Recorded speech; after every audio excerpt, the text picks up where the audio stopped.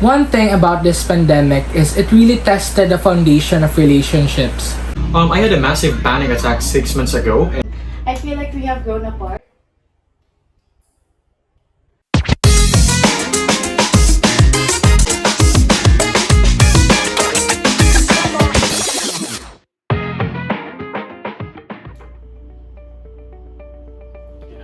Society has gone from alienating mental health to somehow recognizing its presence. But of course, this is but a marginal of what acting on it should be. The conversation about mental health is more established and widespread, but that's just barely addressing the issue.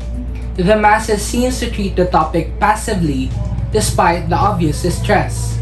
Generational stereotype and even the Filipino culture of glamorizing our ability to be resilient disables us youth to openly express and speak out about this issue.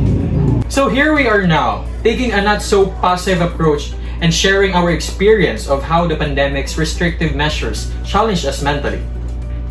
Hi guys! Finally, Hi. a valid reason to meet up. When was the last time we met? I think we met at the vaccination facility.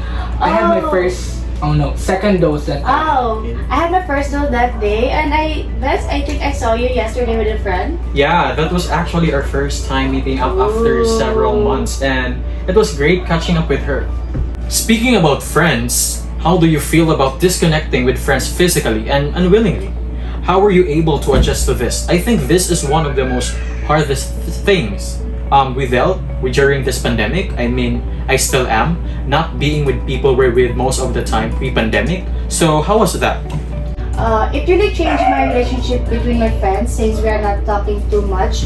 And using social media nowadays could be really draining, right, Jay?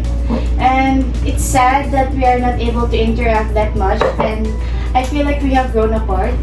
Yeah, I have not met my friends for a long time and I miss them terribly.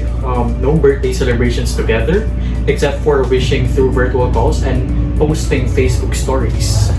Before, I used to open up my struggles to my friends, that I find it really hard today to deal it with my own, and knowing that they're also, struggling to their own homes too, and the thought of adding up to their burden is something that I can relate to. So yeah, I think that really added to my mental struggles.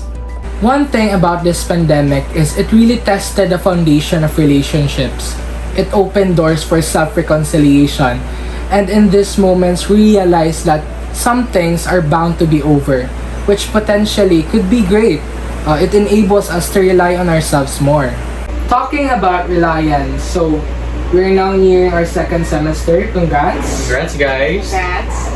So, how hard was it for you guys going into senior high school and adjusting to online classes, especially now that learning mostly relies on the internet or the internet connection? So, how are you able to overcome this challenge? Well, in my case, having limited resources was really hard to comply all the heavy workloads, and especially the recurring and stable internet caused my mental health issues. Like, I was really experienced mental breakdowns and stress.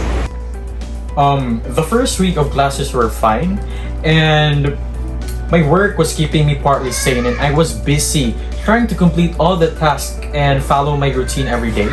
And I know that being unwillingly locked away in a space for a long time takes a toll of your mental health and as well as your creativity and productivity. And it was not good for my mental health, and I had to try and keep myself and my mind busy.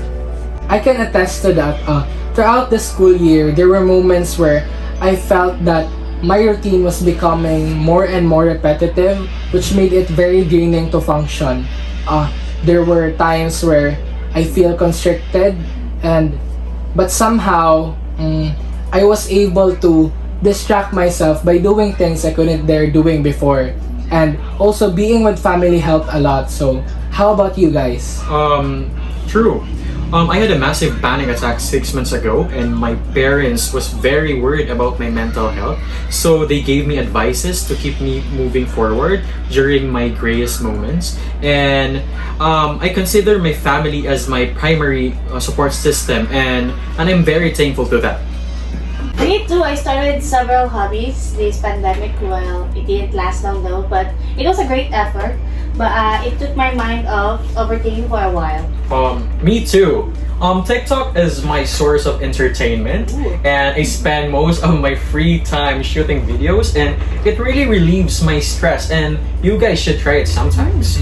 TikTok influencer. I know, right? I saw your effective once. It had a lot of likes. Venz is basically a celebrity, guys. Whoa! So, thank you guys. This has been your host for The Passive Voice. We hope that you enjoyed our deep dive into mental health during the pandemic, and we hope that you remain not passive but aggressive in this kind of discussions. So this is all for today's episode. See you next time. Thank you guys. Thank you, guys. Bye.